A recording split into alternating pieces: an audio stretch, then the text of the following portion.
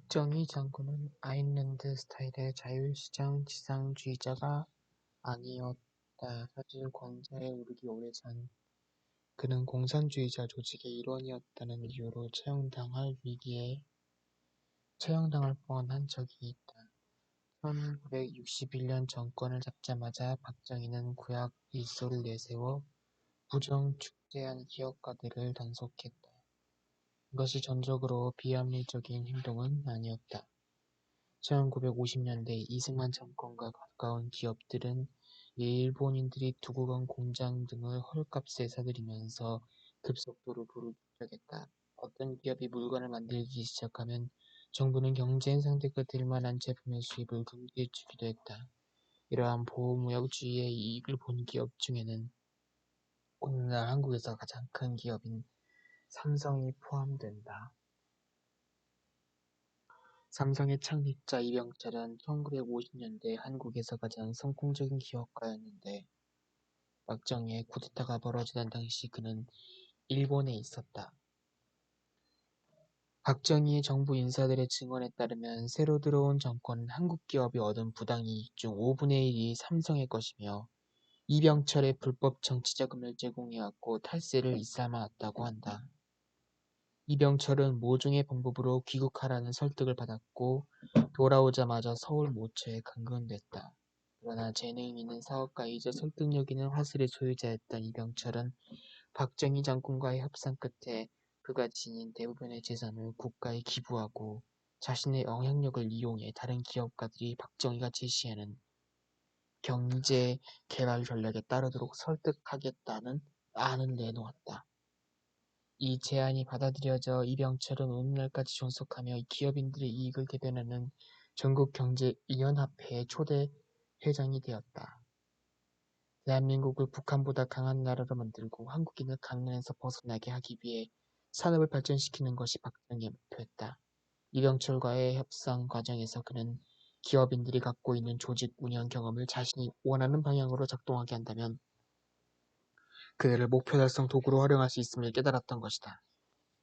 그러한 계획을 품은 채 박정희 장군은 18인의 주요 기업가들을 불러놓고 거절해서는 제안을 내놓았다. 찬성하거나 감옥에 가거나 둘 중 하나였던 것이다.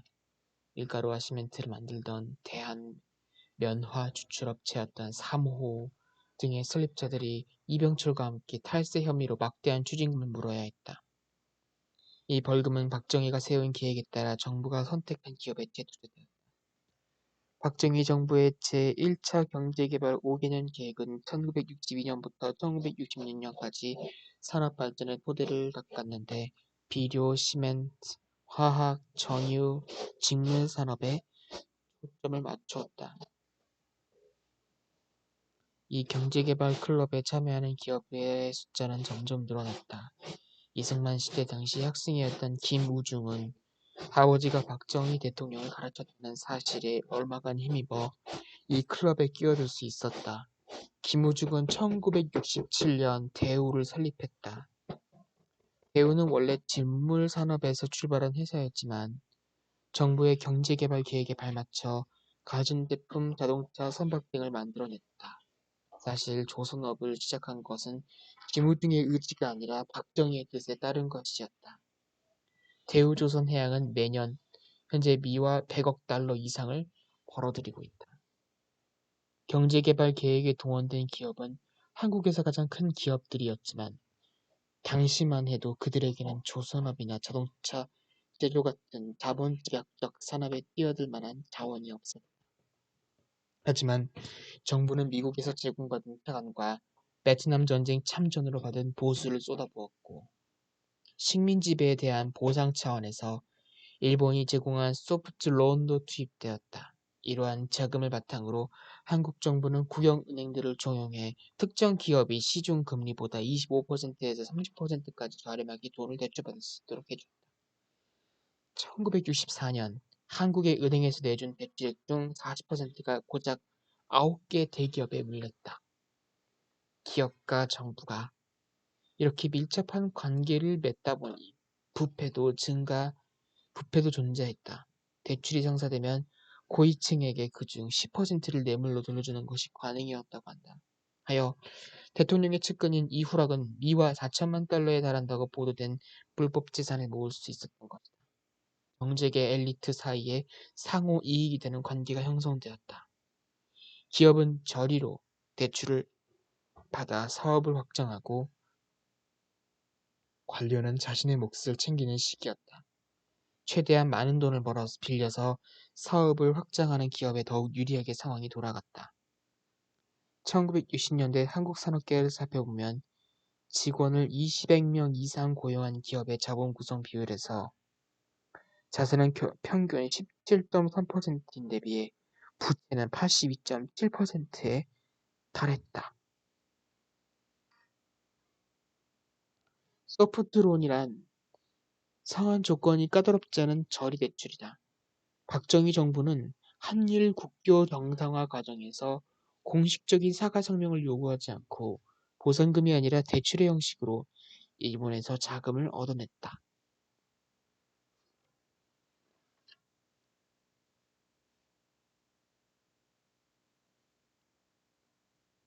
이러한 사정에도 불구하고 박정희 본인은 개인적으로 부패하지 않았다.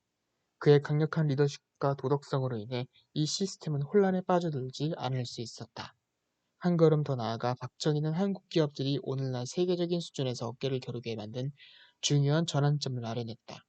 1950년대까지 한국의 거대 기업들은 수입 대체 산업에 관여하고 있었다.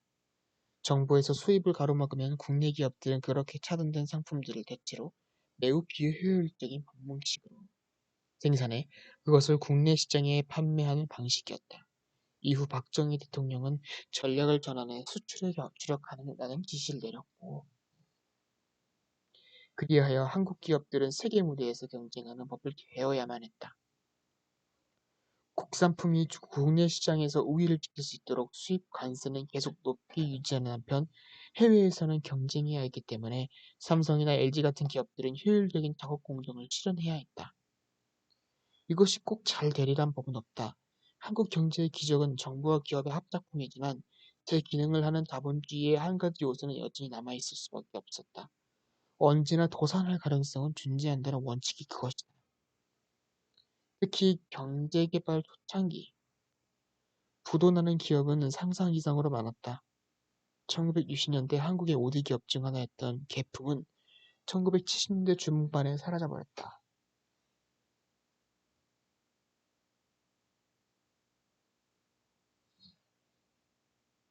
1970년대 세계 최대 합판 판매자였던 동명은 1980년대 들어 침체의 길을 걸었다.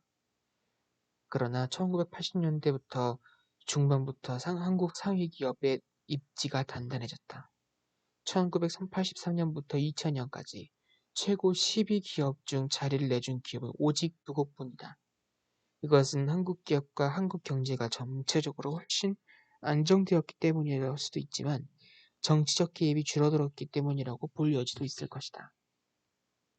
박정희의 비호 아래 급속도로 새를 불려나간 기업들은 대기업 혹은 재벌이라고 불린다.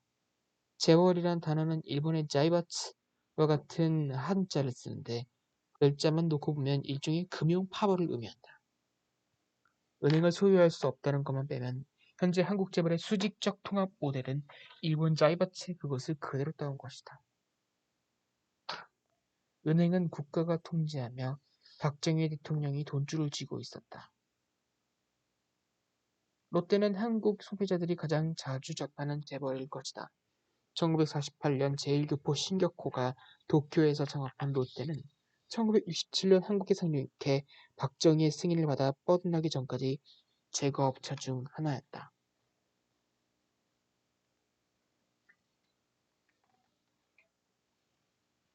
요즘도 롯데에서 만든 초콜릿바를 사 먹을 수 있다. 한국에서 롯데는 초콜릿, 쿠키, 과자의 주요 생산자다. 그러나 오늘날 달라진 점이 있다면 이제는 그 초콜릿을 롯데백화점의 수많은 지점 중 한 곳에서 구입할 수 있다는 것이다. 롯데백화점이나 롯데시네마에 들어서면 엔젤리너스나 롯데리아를 어렵지 않게 목격할 수 있다. 롯데아파트에 살면서 롯데손해보험에 가입한 누군가를 떠올리는 일도 어렵지 않다. 일주일 동안 먹고 마실 것들을 모두 롯데마트에서 살 수도 있다. 롯데그룹은 70개가 넘는 계열사를 거느리며 6만 명이 넘는 직원을 고용하고 있다. 롯데는 신용카드 회사도 갖고 있지만 은행은 없다. 재벌 스타일. 한국 재벌 스타일의 자본주의는 사전에 나와 있는 자본주의와 매우 달랐으며 어떤 면에서는 지금도 그렇다. 국가가 직접적으로 산업에 개입한다는 점을 사치하더라도 재벌 기업은 유교 문화의 영향을 받아 엄격한 상하관계와 관리적 성격을 보여준다. 지금은 많이 희석됐지만 기업은 노동자를 자식처럼 대하고 노동자는 회장님을 아버지처럼 여기며 절대적인 충성을 바치는 것이 일반적으로 기대되는 역할 모델인 것이다. 유교에서 말하는 부자의 친의 원칙으로 잔재가 남아있는 것이라고는 해석도 있다. 기업은 부모가 자식에게 하듯 직원의 생일과 명절에 선물을 챙겨준다. 노동자의 친족이 사망한 경우 기업에서 장례식 비용을 보조해주긴 한다. 재벌을 누가 이끄는가 하는 것은 문자 그대로 가족 문제다. 회장의 아들들은 직급을 넘어 고속 승진을 하는데 그 중에서 가장 일을 잘한다고 평가받는 아들은 나중에 아버지로부터 그룹 전체의 회장직을 물려받곤 한다. 이런 방식으로 주요 재벌은 모두 창업자의 후손이나 사위 등에 의해 운영되고 있다. 이런 관점에서 볼 때 외신 기자들이 농담 삼아 재벌을 북한에 빗대어 비아냥거리는 것도 그리 놀랍지 않다. 사회주의 국가라고는 하지만 벌써 3대째 전제군주 정치가 행해지고 있는 북한과 재벌이 뭐가 크게 다르다는 것이다. 1960년대부터 재벌은 저임금을 유지하고 노동조합을 결성을 막아왔지만 그래도 일하는 사람들의 숫자는 더욱 늘어날 수밖에 없었다. 당시의 기업 철학은 함께 커나가기, 즉 모든 사람이 국가 경제 발전이라는 동일한 목표를 향해 달려가는 것이었다. 정부는 열심히 일했고 국가가 정한 수출 목표를 달성하자는 캠페인을 벌이며 기업을 지원했다. 전형적인 재벌 회장들은 본인은 회사 지분의 아주 일부만 소유하고 나머지 대부분은 은행이나 국가에 속하도록 했다. 미숙한 국내 기업들을 보호하기 위해 수입 관세는 높게 유지됐다. 한국 경제가 이러한 문어발 경영에 지배되어 온 탓에 국내 시장에는 자본주의의 초석이라 할 자유 경쟁이 이루어질 수가 없었다. 재벌은 국제적 규모의 경쟁력을 갖춰야 했고 이러한 목표는 놀라울 정도로 훌륭하게 달성됐다. 하지만 한국 소비자 입장에서 볼 때에는 재벌이 만든 상품만 선택 가능한 경우가 대반이다. 국가가 뒤를 봐주는 이런 기업 때문에 한국에는 진정한 의미의 기업과 문화가 자리잡지 못했다. 재능 있는 한국의 젊은이들은 의사나 변호사가 되는 것 다음으로 공무원이 되거나 삼성 혹은 현대 같은 기업의 신입사원이 되고자 한다. 진정한 한국산 빌 게이츠가 나올 가능성은 0%보다는 약간 높을 것이다. 미국 다우존스나 영국 푸치처럼 FTSE 한국을 대표하는 기업들이 상장되어 있는 코스피 100을 살펴보면 심지어 지금까지도 목록에 올라와 있는 대부분의 기업이 재벌임을 금세 알 수 있다.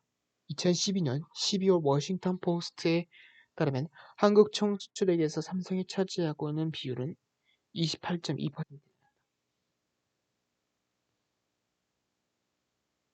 매년 1조 이상의 매출을 올리는 한국 기업 중 재벌이 아닌 곳은 10곳이 채 안 된다. 여기에 속하는 기업들을 꼽아보면 디지털 TV 셋톱박스를 만드는 휴맥스, 검색 포털 네이버를 운영하는 NHN, 온라인 게임 제작사 NC소프트 등이 있다. 인터넷이 어떤 면에서 균형을 맞춰준 셈인데 한 젊은 기업가의 말처럼 오늘날에는 스마트폰을 가진 젊은이가 재벌에 비해 상대적으로 불이익을 당하지 않을 영역이 생겼다고 볼 수 있다.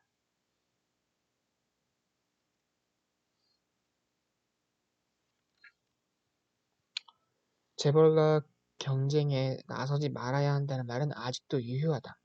재벌은 더 이상 정부의 재정적 지원을 받진 않지만 그 덩치만으로도 감히 덤벼보려는 어리석은 도전자에 비해 절대적 우위를 누리고 있다. 어쩌다 야심찬 사업가가 나와도 자신이 일군 사업체를 재벌에 좋은 가격으로 팔거나 아니면 NC소프트나 NHN이 그랬듯 개척되지 않은 블루오션을 찾는 것도 하나의 목표로 삼을 수밖에 없다. 서울대학교 공과대학 학생들이 술집에서 이야기하다 만든 휴맥스는 대부분의 매출을 해외에서 올리기 때문에 1조 원 클럽에 가입할 수 있었다. 어떻게든 해낼 수 있다고 확신합니다. 주어진 시간과 예산 안에서 박정희가 말한 도로, 병원, 교량 등을 제대로 지어낸 기업에게 박 대통령은 후한 보상을 해주었다. 한 내부 관계자는 이병철의 삼성과 정주영의 현대가 일을 가장 잘 해냈고 그래서 그들이 지금 가장 지배적인 재벌로 남아있게 됐다고 설명했다. 그들은 타고난 일꾼이었고 그렇게 얻어낸 보상으로 출발선에서 한 걸음 더 멀리 나아갈 수 있었다. 요즘 경영학을 배우는 학생들은 삼성을 더 친숙하게 느끼겠지만 현대의 성장 스토리가 한국에 대해 더 많은 것을 보여준다. 이제는 북한 땅이 된 강원도 통천군의 가난한 농촌에서 태어난 정주영은 흔들리지 않은 자기 확신, 결단력, 기업가적 유연성의 표상이다. 그의 성공담은 곧 대한민국의 성공담이기도 하다. 정주영은 빈손으로 시작했지만 어떤 어려움에도 극복해내는 불굴의 의지로 세상과 맞서 싸웠다. 물론 거기에는 조국 발전에 대한 신념을 공유하며 강한 유대감을 나눴던 박정희의 도움이 컸다. 그의 자서전은 대한민국 발전사에 관심 있는 사람 누구에게나 추천할 만하다. 박정희의 보좌관이었던 김동진에 따르면 정주영은 자신의 능력을 의심할 줄 모르는 사람이었다. 박정희와 정주영이 회의할 때는 박정희는 길고 복잡한 세부 조건을 들어가며 자신의 요구 조건을 제시하고 그래, 할 수 있겠어? 라고 물어보곤 했다. 그에 대한 정주영의 답변은 항상 예, 물론 할 수 있습니다 였다. 김동진이 정주영에게 당신 각하께서 원하시는 게 뭔지 진짜 이해하긴 한 거요? 라고 물으면 정주영은 늘 이렇게 대답했다. 아닙니다. 하지만 어떻게든 해낼 수 있다고 확신합니다. 한국인들이 전쟁을 겪고도 어떻게 이토록 빨리 국가를 개발할 수 있었는지에 대한 해답이 바로 저 답변 속에 전부 들어있다. 혹자는 이것이 운명을 수능적으로 받아들이길 거부하며 현실을 초극해내는 불교적 유산의 영향을 보여준다고 말할 수도 있을 테고 또 어떤 사람은 근면성실과 입신양명을 강조하는 유교의 영향을 받았다고 여길 수도 있을 것이다. 김동진은 정주영의 면모를 보여주는 또 다른 일화를 소개했다. 인터뷰에서 김동진은 답이 뻔히 정해져 있는 질문을 던졌다. 왜 정주영이 울산에 6, 7, 8개씩 드라이독을 지었는지 아십니까? 다른 조선소에는 한두 개밖에 없었던 때인데요. 드라이독, 건선거, 큰 배를 만들거나 수리할 때 배가 출입할 수 있을 정도로 땅을 파서 만든 구조물. 정답은 그게 필요하다고 생각해서가 아니었다. 조선 사업이 성공할 거라고 굳게 믿었던 사람은 박정희 대통령이었고 그래서 그는 드라이독이 더 필요하지 않은 상황에서도 항상 더 지으라며 돈을 지원해 줬던 것이다. 물론 그 돈을 다른 용도로 쓰고 싶었던 정주영은 좀 더 저렴하게 드라이독 공사를 한 다음 다른 실질적인 작업에 그 자원을 투입하는 방법을 터득해냈다. 절반의 용인, 절반의 성공. 이 일화는 정주영의 성격에 대해 많은 것을 알려주지만 동시에 정부 주도 아래 이루어진 재벌 중심의 경제 개발이 지니는 부정적 측면에 대해서도 시사하는 바가 있다. 특권을 지닌 특권을 지닌 내부자들이 정부 돈을 빌려가서 심지어 본래 목적에 맞지도 않는 분야에 사용하는 일이 벌어진다고 상상해보자. 이것은 몹시 부당한 일이며 이런 일은 거대한 스캔들로 버져서 정부 사태로 이어질 수도 있다. 물론 정주영은 그렇게 얻어낸 자원으로 최대한의 효용을 이끌어낼 수 있었다. 오늘날 현대라는 이름을 단 기업은 전 세계적으로 수십만이 넘는 사람들을 고용하고 있다. 정주영의 현대뿐만 아니라 삼성, LG, 롯데 등은 적어도 농촌의 농부들을 시골에서 도시로 불러들여 도시화를 달성하는 데 나름의 공헌을 한 것이다. 1960년 인구가 약 240만 명에 지나지 않던 서울은 오늘날 세계에서 손꼽히는 거대 도시가 됐다. 이제 서울시 인구는 약 1000만 명이고 여기에 수도권 인구까지 모두 합하면 한국 인구 절반에 해당하는 2400만 명가량이 서울 및 수도권에서 생활하고 있다. 2012년 내용이고 재벌은 사람들의 생활 방식과 삶의 지평을 바꿔 놓았다. 심지어 한국에는 도시 전체가 재벌의 영향권에 놓여 있는 지역도 있다. 울산시는 현대 직원들이 일하고 생활하기 위한 공간으로 개발됐으며 오늘날 약 100만 명이 사는 대도시가 되었다. 재벌과 정부의 밀착 관계는 1960년대와 1970년대라는 시대에 부합한 것이었다. 그것은 대규모 현대적 경제 체제는 아니었지만 몇몇 문제점에도 불구하고 한국이 엄청난 경제 성장을 이루어 가난으로부터 탈출할 수 있게 해준 원동력이 되었다.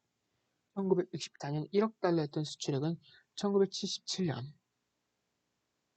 100억 달러로 늘렸고 같은 시기 1인당 GDP 역시 약 120달러에서 1040달러로 늘었고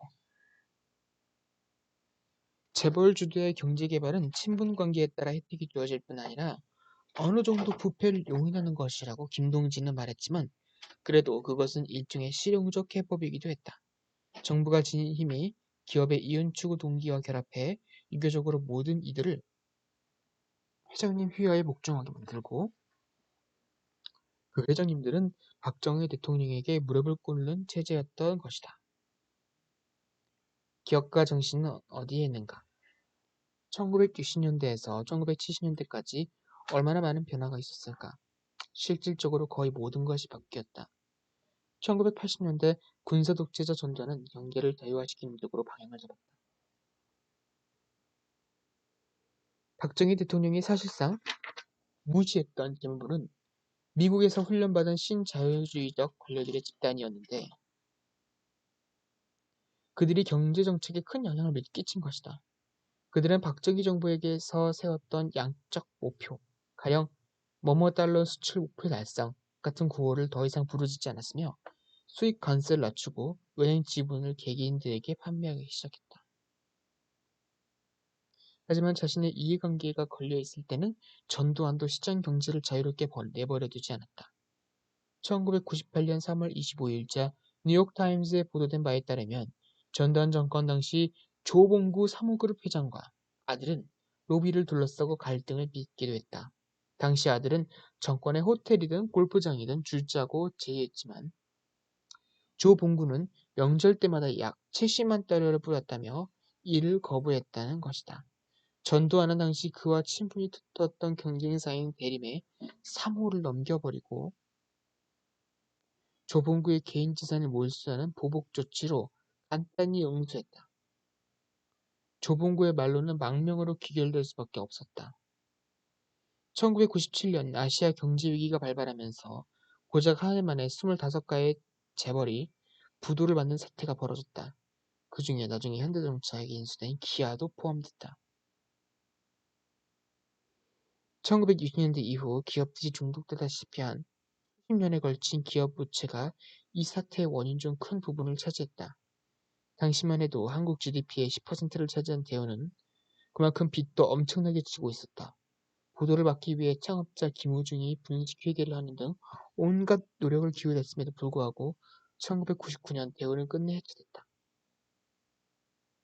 1998년 2월 정권을 넘겨받은 김대중 정부는 개혁 지향적이었는데 그는 기업 경영 방식을 개선하고 소액 주주의 권리를 보호하며 정격 유착으로 인한 부패를 방지하기 위한 법안들을 마련하느라 집권 초기를 소비하고 말았다. 최근 들어 한국은 자유무역협정을 체결한 국가의 수입관세를 낮추고 보호무역주의적인 법적 장벽을 낮추기 위한 노력을 기울이고 있다. 이는 재벌들이 이제는 앞마당에서부터 외국 기업들과 경쟁해야 한다는 것을 뜻한다. 예전에 예컨대 애플은 삼성에서 만든 스마트폰이 똑같이 팔리고 있었음에도 2010년 한국에서 약 200대 아이폰을 팔았다. 그러나 다행스럽게도 삼성 갤럭시 S는 대단히 경쟁력 있는 물건이었고 세계적인 성공을 거두었기 때문에 애플이 한국 땅에서 굴곡한 것보다 더 많은 수익을 전 세계적으로 올렸다. 이제는 특정 기업의 독점 현상도 약화되고 유교에서 비롯된 하향식 사고방식도 약해졌으며 법도 바뀌었지만 재벌 회장은 여전히 한국 사회에서 독보적인 지위를 누리고 있다. 삼성, 현대, 롯데, LG 같은 재벌 그룹은 거액의 자금과 정치적 영향력, 매체를 쥐고 흔들 만한 위력을 갖고 있다. 그들이 전체 산업 지형도에서 차지하는 지배적 영향력 역시 신성 불가침이다.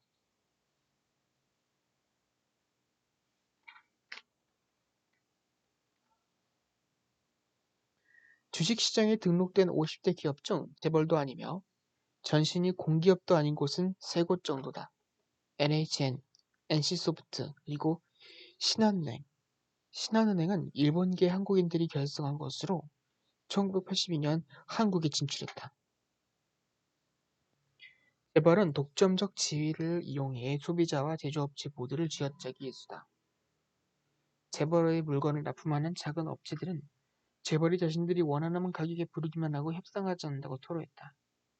이렇게 정해지는 가격은 납품업체가 간신히 생존하는 데는 알맞지.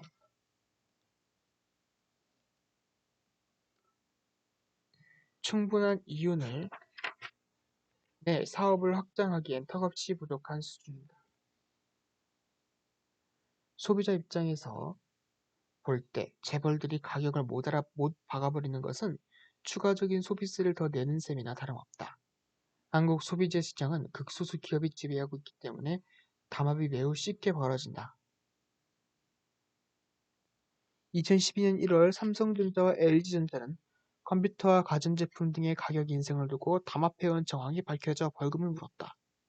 안타깝게도 그들이 낸 446억 원의 벌금은 그들이 그동안 벌어들인 부당이득에 비하면 세 발의 피해 지나지 않았다.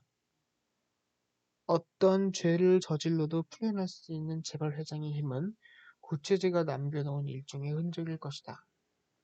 한국에는 광복절 같은 날 대통령 특별 사면을 내리는 관례가 있다. 용서의 정신이 극히 이날 수천의 범죄자들, 대부분의 교통법규 위반자들이 사면된다. 뇌물수수, 탈세, 심지어 폭력 혐의에 연루된 재벌 회장들이 이런 기회를 놓치는 경우는 거의 찾아보기 어려웠다. 하나그룹 김승현 회장은 아들이 당한 일을 보복하려고 쇠파이프를 들고 찾아가 일군의 어깨들을 대동하여 술집 종업원을 납치하고 폭행한 혐의로 기소되었다. 그는 1조 5천억 원대 분식회계 혐의로 유죄 판결을 받았던 SK그룹 최태원 회장과 함께 2008년 광복절에 사면됐다. 한국 경제에는 이 경영자들이 필요하며 세계 시장에서 경쟁하는 기업의 경영인이 감옥에 갇혀 있으면 한국 기업의 이미지가 나빠진다는 것이 이러한 사면복권의 이유로 흔히 거론되곤 한다. 물론 한국 기업의 이미지를 개선하는 가장 좋은 방법은 이러한 범죄인들이 선고된 형을 모두 살게 해 더 이상 유사한 범죄가 생기지 않도록 막는 것이다.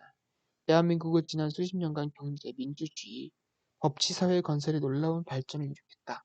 하지만 수많은 해외 투자자들은 아직까지도 그런 발전을 그리 높게 평가하지 않는데 그 이유 중 하나가 한국에서는 기업 경영자들이 단지 사회적 지위가 높다는 이유로 공정한 법의 처벌을 받지 않는 관행이 있다. 이러한 문화가 언젠가는 바뀌기를 한국 사회의 진정한 기업가 정신이 자리 잡기를 모든 이들이 희망하고 있다. 그 누구도 삼성전자, 반도체, 휴대전화, 컴퓨터 시장을 선도하고 있는 대한민국 대표 기업가 주저앉기를 바라지는 않겠지만 보다 발전된 경제체제에서는 한결 자유로운 사상의 교환, 더욱 치열한 경쟁, 강한 창조성 그리고 그 모든 것을 아울러 재능이 있는 사람이 새로운 회사를 설립해 세계 시장을 제패할 수도 있는 가능성 등이 제공되어야 할 것이기 때문이다. 전체적인 그림을 놓고 볼 때 거대한 재벌 기업들은 전 세계가 구입하는 제품들을 만들어내는 고도의 효율성을 갖춘 집단이다. 삼성이 만든 텔레비전, 현대가 생산하는 자동차, LG의 냉장고가 다 그렇다. 그러나 장기적으로 봤을 때 대한민국에 더욱 필요한 것은 전능하신 저 거대 기업 앞에 머리를 조아리는 사람들이 아니라 당당히 새로운 기업을 만들어 저 대화에 참여하는 새로운 사업가들이다.